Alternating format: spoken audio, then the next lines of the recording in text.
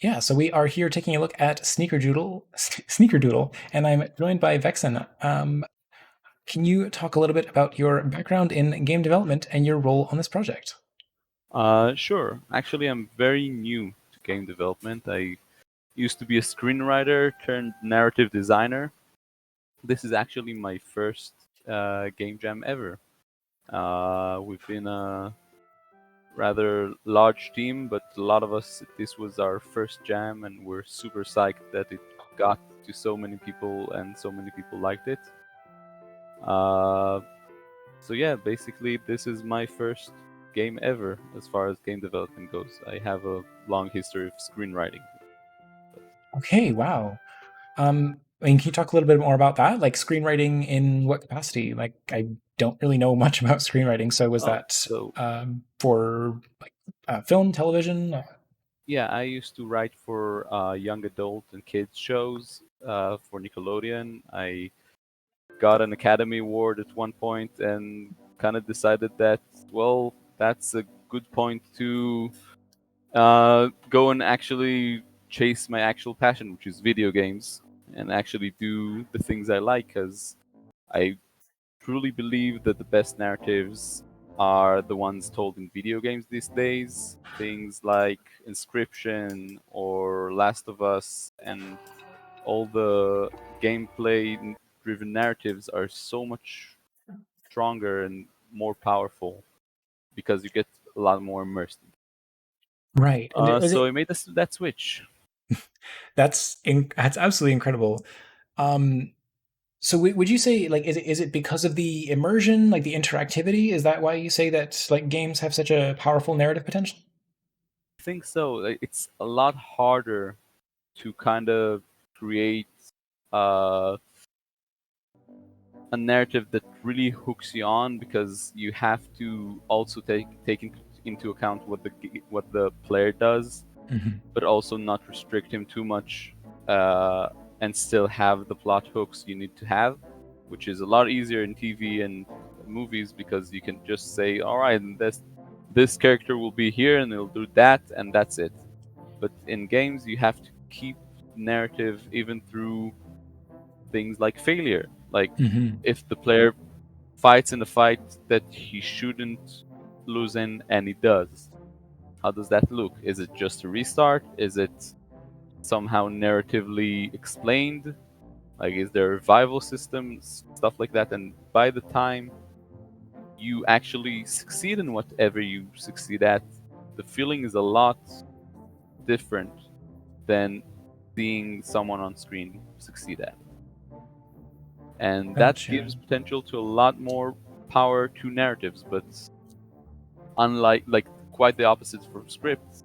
Uh, Someone once told me that screenwriters are bad narrative designers because when they write a script, they think the most important thing is the story, Hmm. and for games it's the opposite. Like, the story sort of comes last. Like, you have to have a great gameplay, and then you can have a good narrative with it. Like, no one ever played a game and enjoyed it, saying, "Oh, this has shit gameplay," but this has bad gameplay, but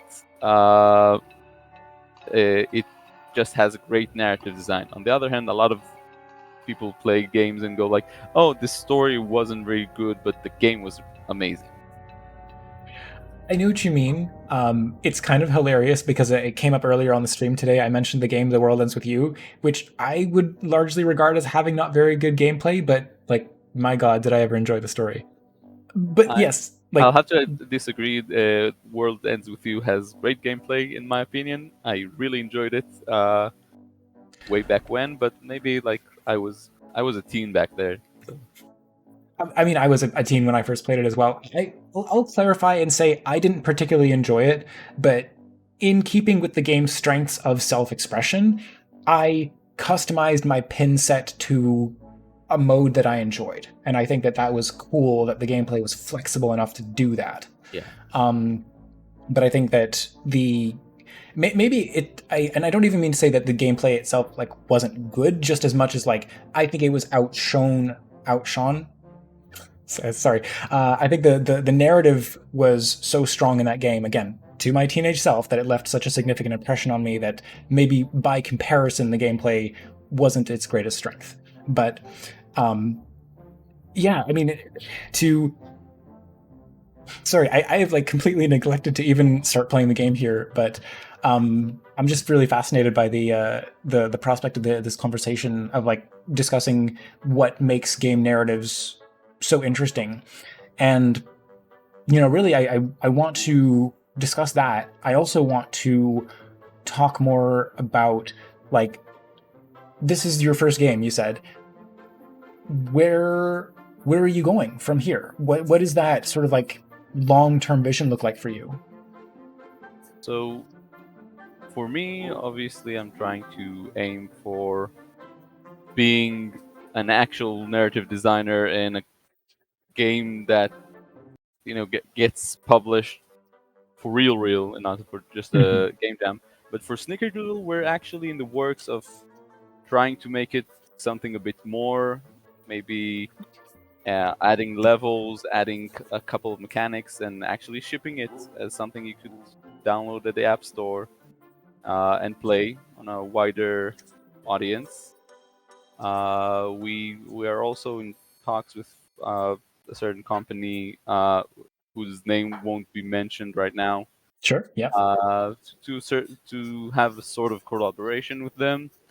But we are very happy with how the game came out, and uh, we're trying to keep it still, fun, and uh, just the team has this great vibe to it that we don't want to lose, but also we kind of want to take it forward because we realize we have something truly unique in our hands. I believe. Absolutely. I mean, so what's the overall size of the team then? We're 9 people. Depends how you count it. We Right. had uh, like a few people join in and leaving and stuff like that, but we're basically 9 people, which are uh, 3 graphic designers. We have uh, a, like saying we have 4 coders is also like counting me and counting Nick, our sound effect guy, because we also did some code, but like our 2 main coders were Polny and Andre, Mhm. and we also have Moki as a composer and Lith as QA. So that's generally the makeup. And I mentioned everyone else's names. So the graphic team is of course the amazing Jen and Aviv and Kat, which between the 3 of them did the whole uh, UI and character design and the and truly and also implementation. Mhm. Such an amazing job, and they were so professional and so amazing. So yeah. Nice. So, in terms of like everything that we're reading, well, I should say everything that I wish I was reading, but mostly I'm just kind of skimming and skipping past here. This is all the narrative that you wrote in the game. Yeah, I we again like we knew narrative will come last.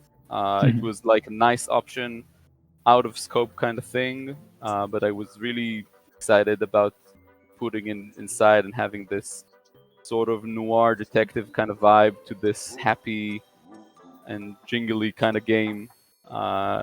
This whole dissonance thing is I don't know, I liked it a lot, Mhm. and yeah, I love both the cute dog on screen and the rough detective. No pun intended. Uh, Yeah, the sort of like internal monologue of the dog versus what everyone like the sort of external experience. exactly. It actually came a bit from the whole brainstorming process of creating this game was it went through many stages and a lot of kind of philosophical talks about like what's the kind of vibe that we're trying to pass with the game. Is it Mhm. more serious one? Is it the whole concept started from having a reverse stealth game in which you're trying to get seen, Right. and two very different approaches was one was the dog trying to get pets at a party, and the other was like an SCP monster that like needs you to see her before it can like hurt you or something. Uh-huh. And so people are trying to run away from you and not look at you. Uh, and it was this kind of and we kept going kind of in like talking about it kind of in the middle, like, well, if we don't decide which one we're going with, what kind of like mechanic do we want to go with, what kind of genre are we trying to aim for? Is this turn based, is this going to be top down, what is this going to be? And so when we left the horror and the dark noir thing behind completely, I guess some of it was left behind in my brain still. Mhm. I was like, that could be like these are our two sides of like the same coin, so why not kind of use it? But the narrative isn't very like complex here. There isn't a like a sprawling story. It's just kind of a feeling sort of thing, you know. Mhm. Yeah, I mean, it comes from what you were saying before about the narrative having to kind of be the lowest priority in the game's development. And I think that's unfortunate. I think that a lot of game narratives do kind of make that misstep of like, in an ideal world, you have some way of balancing all these things, but there's also the reality of like what you're trying to create and how like Mario with a better story might sound interesting, but it's not about the story. It's about the jumping and the levels. So Exactly. it Even if you look at a game like Last of Us, Mhm. which has such an amazing narrative, it was turned into an amazing TV show. And without spoiling anything for anyone, it's a narrative that is so gripping. It grips your heart when you play through it, but you wouldn't feel the same way towards the character, and you can see it in the TV show because there are a lot of parts they had to skip or move past. And I also think like the TV show for a TV show is amazing. It's not as good as a game Mhm. because by going through the game with Ellie and having her be someone that actually helps you on puzzles, for example, and be if she was just a character you have to escort, like an escort mission, and she was Right. annoying, and you just wanted to get rid of her, when she was in danger within the story, you wouldn't feel as much dread as you do now because she's such a useful companion, and she helps you with puzzles and all that stuff. And the banter between like during the game fits into the gameplay. And again, the gameplay, by the way, is not just. I'm not only talking about let's how do you jump or how do you go through an obstacle or something like that. Gameplay is also how do you interact with the lore in the environment. Like, do Mhm. you go around on fetch quests? Is that something that would be fun? If so, the narrative needs to fit into that, and not and like have information to give you when you uh, when you actually find things to make it feel rewarding. So if you don't have fetch quests, for example, you need maybe a different deliverance system for the lore, for the story, or maybe give it up altogether. Like you mentioned, Mario. Like Mario has a story. You had like a booklet from the first game where you could read the story, but no one you didn't have. It would hurt the gameplay if every level started like with Sneakerdoodle, for example, with the box at the bottom saying like, "Oh no, the princess has been kidnapped." I don't know why a Russian accent they're Italian, but you get what I mean. Yeah, yeah. It- th- the whole flow of Super Mario Bros. Was like fail and then you immediately start again. Yeah. Yeah, exactly. And it's where the sort of core experience idea comes up again, because you want a narrative that is supporting the game's core experience. So, you could kind of make the argument that the extent of the narrative that exists in Mario is perfectly tailored to supporting the core experience. Like you said, it's not that it doesn't exist. It's there. It's just very minimalistic or kind of external to the game. It's just kind of the archetypical Bowser. The archetypal dragon has kidnapped the princess. You got to go rescue the princess because it's the good, great thing to do, and that's all the motivation that you theoretically need to bounce and jump your way through all the levels. Exactly. And you know what? Braid does the exact opposite of that narrative-wise. Mm-hmm. But still, you could play throughout all of Braid with not experiencing any of that amazing narrative it has, and the whole atomic bomb thing and all that. Just you can just lose it, and it would still be a great game. Although what actually makes it a great game is that it also has that narrative. And Inscription, for example, does it great. Again, no spoilers, but Mm-hmm. Inscription is a very narrative-heavy game. Narrative is amazing, one of the best of the last years, in my opinion. And I finished the game, and I was like, all right, I know the narrative and everything. There's not really a point in playing it again, is there? Mm. And I still found myself coming back to the game, like at first replaying it and then doing I think it's called Haley mode, which is like rising challenges and stuff like that with different decks. And I couldn't quite put my finger on it. Like I just wanted to keep playing it a bit for the narrative, but mostly because it's like this gameplay is so rewarding and Mm-hmm. kind of keeps you hooked that you are hooked on the narrative without noticing. Yeah, I mean, because I think that there's an interesting balance there, because one of my other absolute favorite games is Paper Mario: The Thousand Year Door, which I consider to be a like solidly written game. But I come back to it for the gameplay. Like on subsequent playthroughs, I probably am skipping through the story, or at least sort of fast forwarding it, because I've largely read the text before, and unless I'm replaying it as a sort of like let's play, I sort of shared a bunch of my favorite games with my girlfriend in the past. Of just like, hey, here are some of the games I really enjoy, and I know it's not necessarily in your wheelhouse to play these games, but you can at least sort of experience them.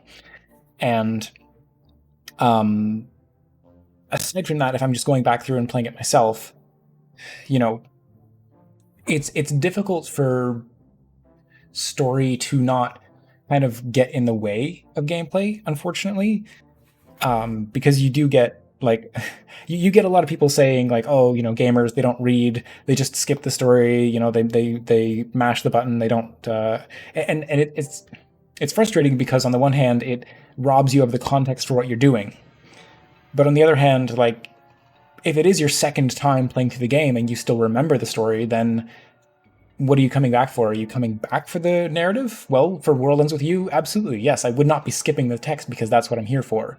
But for Paper Mario, yeah, maybe I will just skip through the text because, I read it and enjoyed it the first time, especially when I was younger. But now I'm here more for the gameplay. A great example of that, I feel, is Persona. Like Yeah. Persona 5 was an amazing game. When it came out, it was totally my game of the year, and I enjoyed it so much, and I spent so many hours on that. I have not played it since. I did just the one playthrough, and even though I got Persona Royale as well afterwards, I just couldn't get past the start because this game is so narrative heavy. Mhm. And I realized like the gameplay is fun, but the whole start part, and those who played Persona 5 or any Persona game actually know how long the starting part could get. And just playing through that again, it was like, no, like I know that narrative already. Like I know what you're saying. I can't just press skip for hours now just to actually start and getting personas and maxing them and blah blah blah blah blah and everything like that. Like the core gameplay loop is locked behind such a heavy narrative gate that it's too frustrating for a second playthrough for me. Yeah. I think it's why a lot of people sort of have trouble going back to The Legend of Zelda Twilight Princess, because it's like, oh, it's like an hour and a half time to sword. And it's like, yeah, but it's also one of the most like, I don't know. I like Twilight Princess. Yeah, it's iconic, but But yeah, I mean, we've kind of thrown the script for my regular interview questions out the window, but I've been thoroughly enjoying this conversation, so I hope that's okay. Um, because I did want to spend a little bit more time towards the end here just talking about like, you said like long-term goal is to be a narrative designer on a like a major published game, right? If I'm remembering that correctly. for me, yeah. Yes.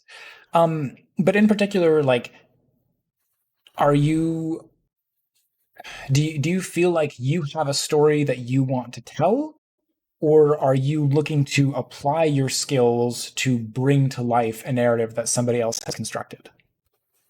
I think both. Like Okay. working as a writer, you love to learn, you learn to love, and you love to learn. But you learn to love both sides. You have to work on other people's story, but you take it as your own. And when you hear someone's story that is exciting and you see the potential for it, and you know you can bring it to a level where other people can enjoy it, that is just as much as enjoyable for me as taking my own story. But I also have my own. Like there are stories I like to tell. There are a lot of uh, projects that I want to make specifically by gameplay-driven narratives. Like I am so in love with the concept of having the gameplay itself and the mechanic itself be the framework you like the thing that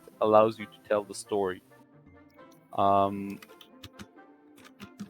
like things like the death mechanic in Hades, or things like trying to think of another good example. There are so many mechanics where, or I didn't play it, but lately there was I think it's called Shifu, the game where Yeah. every time you die you grow a bit older.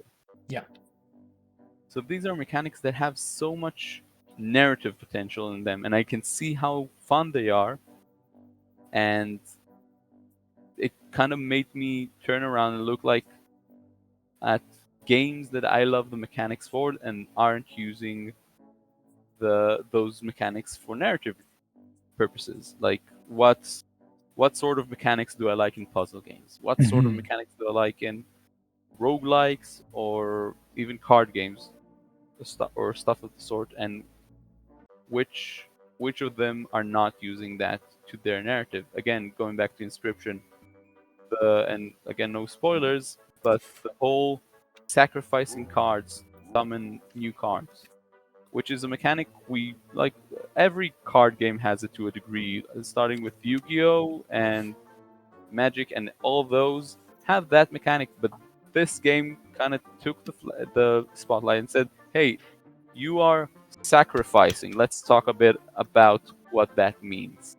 This is Hmm. a sacrifice, and for every other game, it's just a button play and a strategic move. But here, this is sacrifice, and this is a game about sacrificing stuff. And it's and again, it's taking a mechanic that already exists and just saying, no, this is the narrative tool.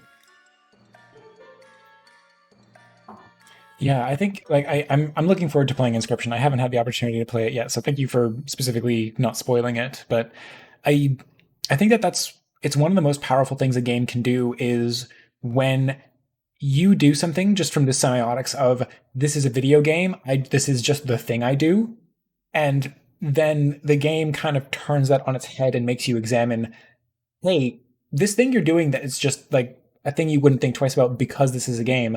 Maybe take another look at that. Like Undertale did a really great job at that. It sounds like Inscription does as well. But yeah, any game that can kind of bring out a moment of introspection in the player, I think, is really something special.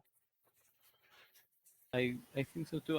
It's not only introspection. Like I sometimes mechanics are just for example, if you take into account like for Inscription and Undertale for sure, but for example Hades, Mm-hmm. you don't really think about, oh, all these times I've been playing roguelikes, the characters were actually dead.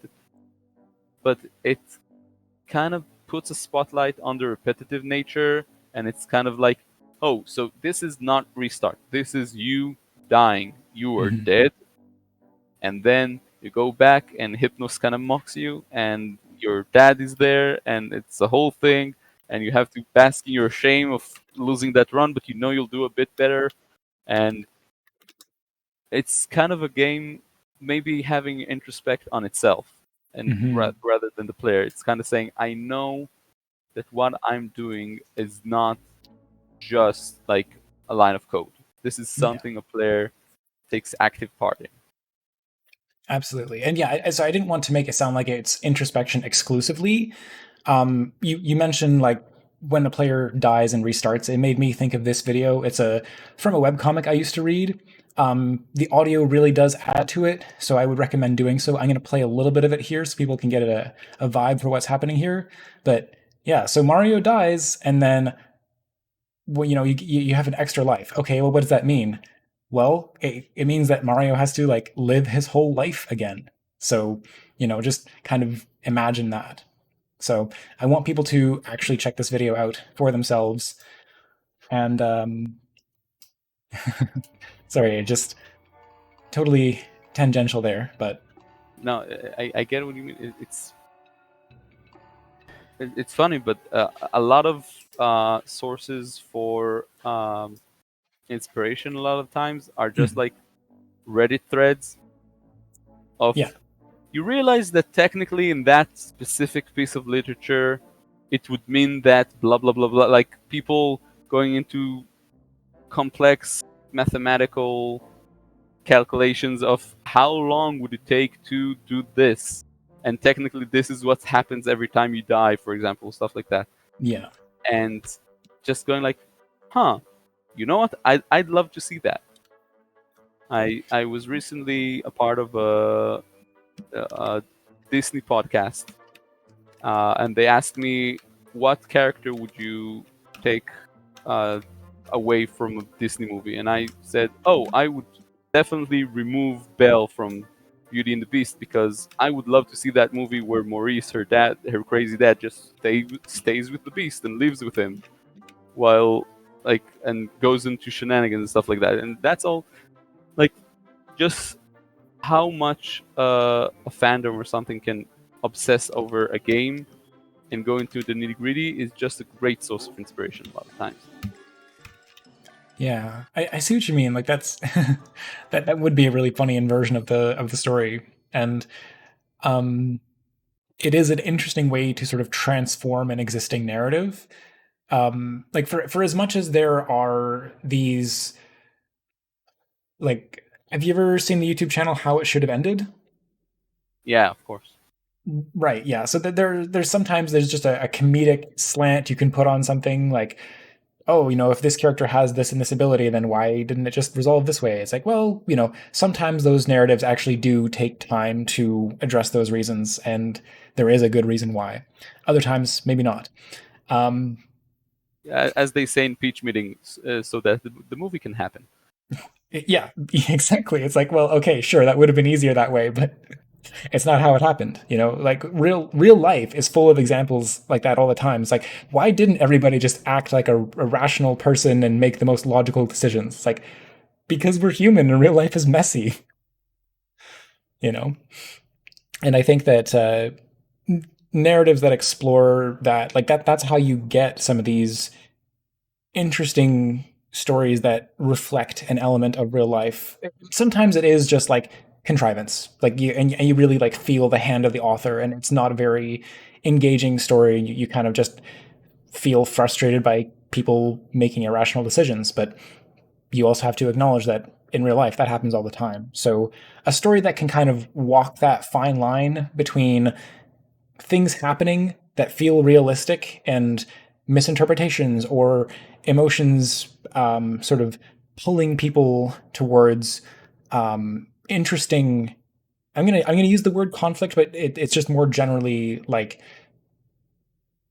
I don't know, conflict, drama, however you want to say it. But it does happen in real life, and the the opportunity to sort of like reflect something back about the human condition and tell a story that makes people laugh, makes people cry, makes people think about their sort of like place on this earth and what their life means. Like, I think those are all fantastic reasons to experience a narrative. I So always feel like a good story makes you realize something about life, but without spoon feeding it to you and kind of coming out, out and having some characters say, the meaning of life is actually valuing what you have.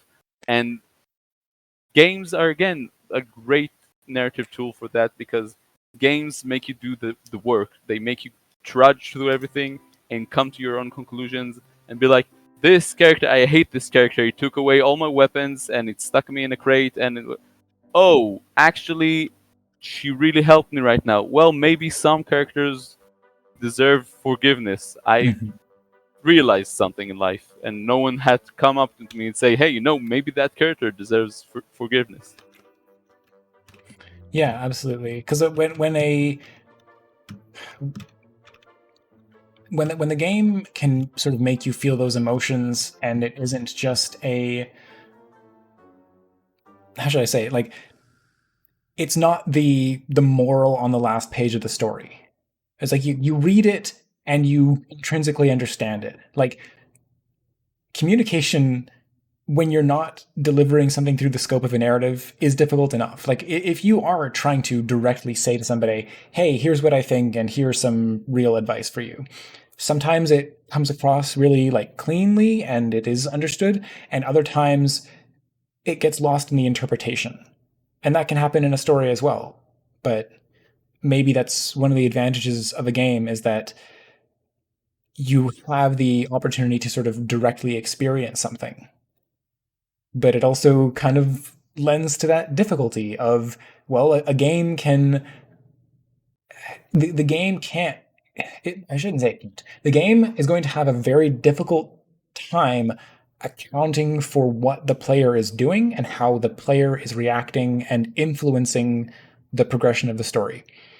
I think a game that just completely ignores the player's actions feels really unsatisfying, right? One of the known tropes we feel a lot of times in older games is that thing where you approach a place where a cutscene is about to start. Mhm. Like you played this game before, and you see the person who's like about to betray you or and you shoot at him, and he has this wall on his Yeah. face, and you throw like sticky mines at him, and you start a cutscene, and you see the cutscene with him having sticky mines on his face, and the whole betrayal emotional thing, and you realize like nothing I could do in this game would affect that. And that's not a great feeling. Like, it is necessary in some games, but it's not a great feeling narratively. It's not Yeah. something you don't feel rewarded for actually going through that. But there's a great YouTube channel called I don't remember, Daryl something, but he has this specific set of videos called Psych of Play, Hmm. which, amongst other things, he talks about the effects of playing Dark Souls on depression. Oh, which interesting. is a very interesting subject because apparently it has a very positive effect.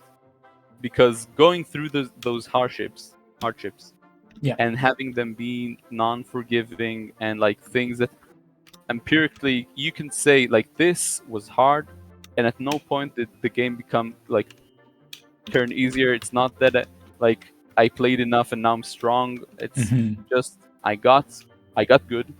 I got a bit better every time, and now I can run through areas that I couldn't crawl through.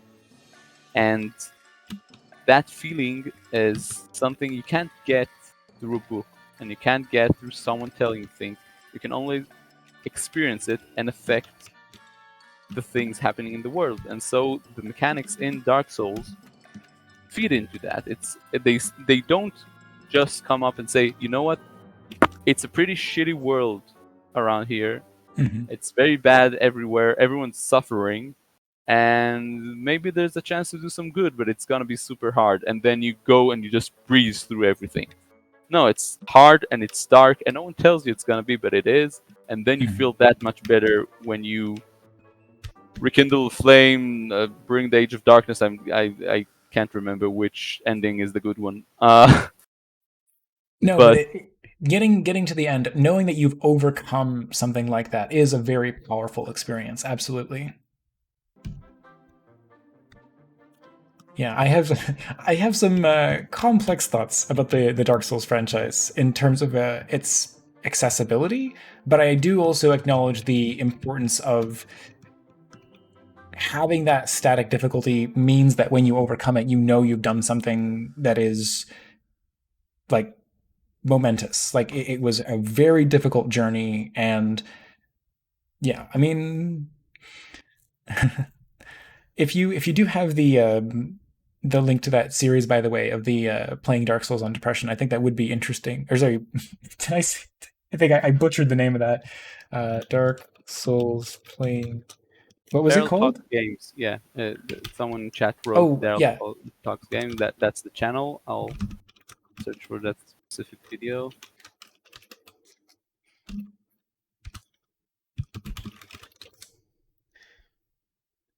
House Souls. Post game depression explained. I'm not. Yeah, I can't find the. There I there found isn't it. any. It's hard to Uh, tell exactly which video.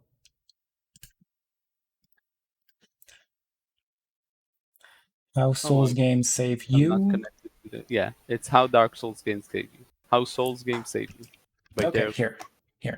I'll drop the link to that in the chat. But yeah, I think that like there's an opportunity for a game to have a so-called like emergent narrative. There's the the baked-in narrative. I think the whole Dark Souls approach to a relatively minimalist narrative, but with so much of the world building implied just through the item descriptions. I mean, that itself is also fascinating. Um, but yeah, I guess just to as we like draw things to a close for today's interview, where can people find your future projects? Do you have someplace they can follow you? Um, I do not, but we do have our Twitch page, and we will update as we have updates on Sneakerdoodle, because good things are coming, and we will like the people that played first and kind of tried it first to have also like first eyes on whatever else we come up with. Mm-hmm. There are very promising things. Some things that came up during the jam itself, and we realized were out of scope. Other things are just uh, new things that we came up with as we went along. Exciting stuff. It's gonna be super cool, and keep a tab, and also play Snickerdoodle. I don't think anyone 100%ed it yet. There are there's a bit of a difficulty spike on two levels that I can't go through. And I don't know if someone can 100% it. That'll be interesting.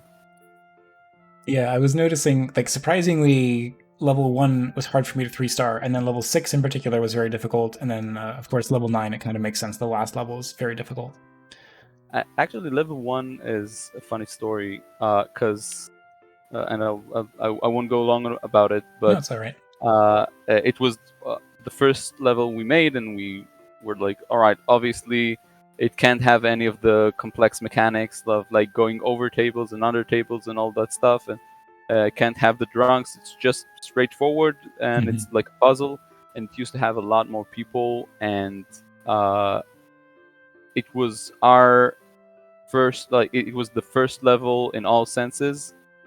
And the first thing we realized, like, this is too hard. We have to have slower enemies, we have to have a faster character, and we have to have less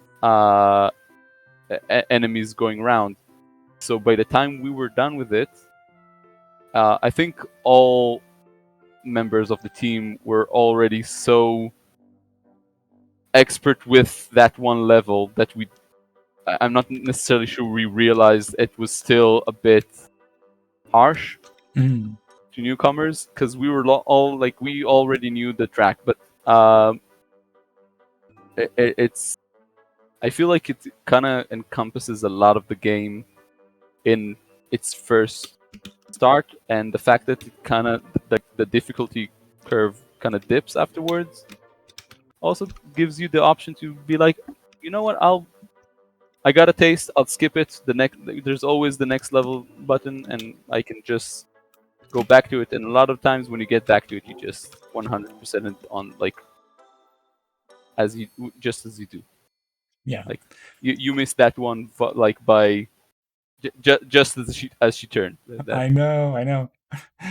um, no, but yeah, I'm super glad to hear that you are like continuing development on this. I look forward to seeing what future versions end up looking like. I'd be happy as well to give some actual like feedback and um, maybe even playtest some of those future versions on stream. If either you or anyone else on the team wants to join me on stream while I do. But yeah, thank you so much once again for coming on the stream. It's Thank been you a so much really for great having conversation. Like I said, very unlike most of the other interviews that I do, but just yeah, I thoroughly enjoyed it. So I hope it's been entertaining to everyone who's been watching as well. me. Yeah, I hope it's been a bit of fresh air, and not uh, any problem. But I did enjoy very much, and thank you for having me. And I hope to see you soon when Snickerdoodle gets its next installment, the quest for more pets. So that sounds fantastic. Well, thanks once again for coming on.